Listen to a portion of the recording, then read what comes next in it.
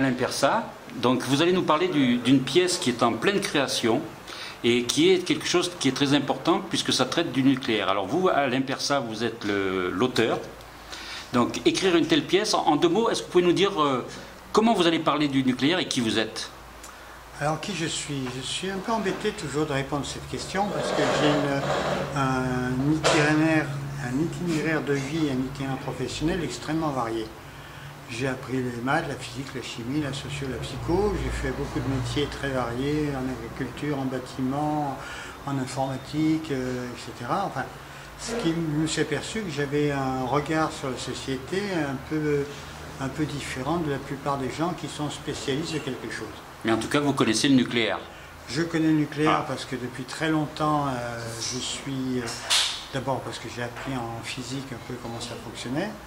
Et ensuite parce que j'entends tellement de gens qui en parlent pour et contre et que j'ai tendance à vérifier ce qu'on dit, que j'ai fait moi-même des enquêtes sur un certain nombre de domaines. Donc, le nucléaire ne produirait-il pas du CO2 ou comment fonctionne le nucléaire au niveau économique, comment le nucléaire s'est imposé en France, etc. Et j'ai tendance à faire un travail, je dirais, de recherche. J'aime bien vérifier ce qu'on dit. Et je trouve des fois des énormités que je vois que personne ne dit, alors j'essaie de les transmettre. Alors tout ce qui sera dans cette pièce est vrai? Alors tout ce qui est dans cette pièce est vérifiable, je peux donner les liens, je peux dire d'où je le sors. C'est vrai qu'il y a certaines informations qui sont des dialogues ou des interviews avec des gens que j'ai eus, donc ça sera plus du vécu que des trucs référencés. C'est des gens qui travaillent dans le nucléaire qui m'ont raconté des anecdotes que je reprends, donc je sais qu'elles sont vraies. Et surtout quand des gens qui travaillent dans le nucléaire, ils n'ont pas tellement envie de parler contre leur propre travail et ils n'ont aucun intérêt à dire du mal de leur travail, surtout que ça pourrait leur faire que des ennuis. Mais disons, je me suis intéressé, puis je suis très têtu. Quand un chiffre je ne le trouve pas, je cherche jusqu'à ce que je le trouve. Alors, la pièce s'intitule Acteur et réacteur. Ah ben voilà, je croyais qu'acteur et réacteur... C'est aussi le nom du collectif, parce là pour l'instant c'est l'association Monsoon qui porte le projet. On a lancé un financement participatif en ligne sous le nom de Monsoon avec le projet, donc la pièce de théâtre Acteur et réacteur. Et sur Ulule ou sur... non, sur le site de l'ANEF, finance participative lanef.com si je ne me trompe pas. On pourra vérifier et puis le taper sur la vidéo. Et en tout cas le collectif parce qu'au départ c'est la rencontre d'Alain avec un comédien, Maxime Carasso, qui donc cherchait un moyen de faire entendre sa parole sur sa recherche nucléaire, qui se dit bah tiens, avec l'art peut-être qu'il y a du politique à jouer, il y a de l'enjeu voilà, de reprise de parole citoyenne. Et puis, ah bah tiens, pourquoi ça serait pas un dialogue et pourquoi il y aurait pas un deuxième personnage? Et puis tiens, Cécile, bah, tu es comédienne, d'accord, ça t'intéresse? Oui, bah, essayons. Et puis après, une metteur en scène qui vient se greffer, et puis une scénographe, etc. Enfin, tout. Alors des comédiens réactifs, on peut dire aussi? Mais c'est ce qu'on voilà, c'est ce qu'on espère. Non, justement. Quand on est dans la réaction, c'est-à-dire que c'est les événements qui nous poussent à faire quelque chose. Oui. Et on réagit, c'est-à-dire on répond aux stimuli des événements. Donc là, ça serait préactif. C'est arriver à être actif, c'est agir sur les événements. C'est parce que vous n'êtes pas encore radioactif. Provoquer l'événement. Non, merci. Tout va bien pour l'instant. C'est être actif, c'est provoquer l'événement, créer l'événement. Et pas simplement réagir aux événements qui nous poussent à faire ça ou ça. Bon, on est toujours en réaction par rapport à quelque chose, mais c'est cette notion qui, moi, me tient à cœur, c'est à quel moment je suis en train de simplement répondre, disons, aux agressions ou autres, ou à quel moment je suis en train de vraiment créer, produire, inventer, être libre de faire quelque chose et pas être dépendant de l'extérieur pour le faire. Alors en tout cas, votre slogan, c'est passif aujourd'hui, radioactif demain. Donc ça, c'est vraiment une cause. Actif aujourd'hui. Oui, voilà, la cause d'aujourd'hui, c'était plus ça en fait. Après la répète d'aujourd'hui au Théâtre des Chartreux, ça a été donc actif aujourd'hui. Et pas être réactif, voilà. Et pas radioactif. En même temps, c'est une pièce qui se veut... éducative, initiatique ou comment? Non, pédagogique. Pédagogique. On essaye de prendre d'abord et d'expliquer comment fonctionne, de façon très simpliste, mais que les gens aient une notion de ce que c'est qu'une centrale nucléaire, comment ça fonctionne, qu'ils comprennent.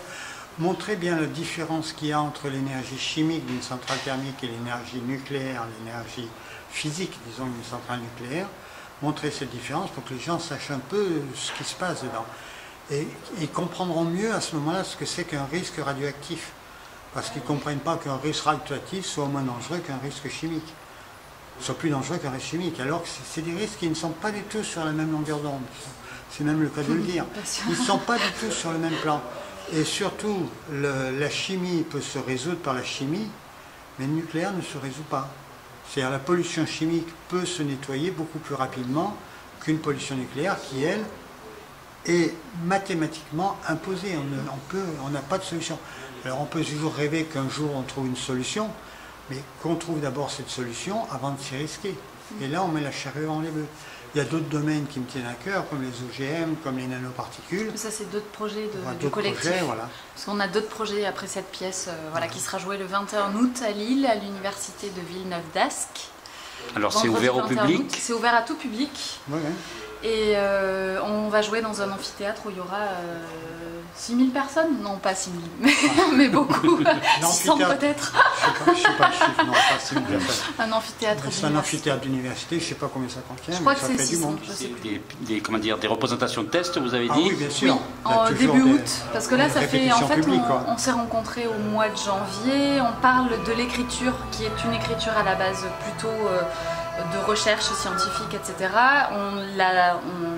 On essaye d'en tirer une dramaturgie, quand même, d'insuffler une dramaturgie dans cette écriture-là, sortir des personnages. Et est-ce que vous savez où auront lieu ces représentations tests? Sur Marseille, probablement. On est en train de trouver des lieux de répétition qui veulent bien nous accueillir en échange de.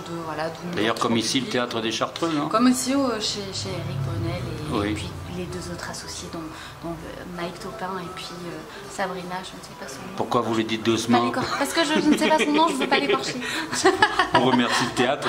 Oui, voilà. De toute façon, ça sera annoncé dès qu'on aura une date et un lieu. On l'annoncera sur le site acteur-et-réacteur.fr. www.acteur au pluriel, -du6 et -du6 réacteur au pluriel.fr. Voilà, donc comme ça on va pouvoir suivre toute votre actualité. Et en même temps, je pense qu'il y a beaucoup de gens qui sont intéressés par ce sujet, donc, et que toutes les associations sont bienvenues pour vous soutenir. Oui. Mais en même temps, vous cherchez aussi des deniers. Alors, on cherche aussi des deniers. Oui, peut-être pas de l'État, je parle un peu à l'ancienne là, mais c'est un petit peu ça, c'est être saltimbanque, c'est être saltimbanque. Le problème, c'est que ces acteurs, ils sont jolis, ils sont beaux, ils sont généreux. Mais ils mangent. Pas besoin. Et malheureusement, les intermittents de spectacle sont un statut tel qu'ils sont obligés, comme tout le monde d'ailleurs, d'avoir un salaire. Voilà, et tout travail mérite salaire. C'est surtout que. Alors, c'est pas toujours facile. Pour avoir le temps de création nécessaire, là il faudra encore 20 jours de travail. Pour l'instant, personne ne nous soutient.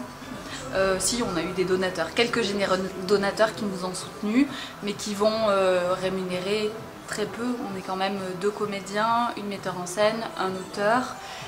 Et puis après, c'est tout ce qui est associé, c'est-à-dire la technique, les services externes, c'est-à-dire une scénographe. Alors technique, ça rentre dans le, c'est pas service externe, ça rentre dans le spectacle, mais voilà. Il y a tout ça qui se met en route. On dépose des demandes et on fait des demandes autour de nous. Tout un travail administratif. On lance le financement participatif. Il y a aussi des déplacements à prévoir, les salles qu'on nous prête ou qu'on nous loue, il faut quand même accorder un peu de notre temps et de dédommagement.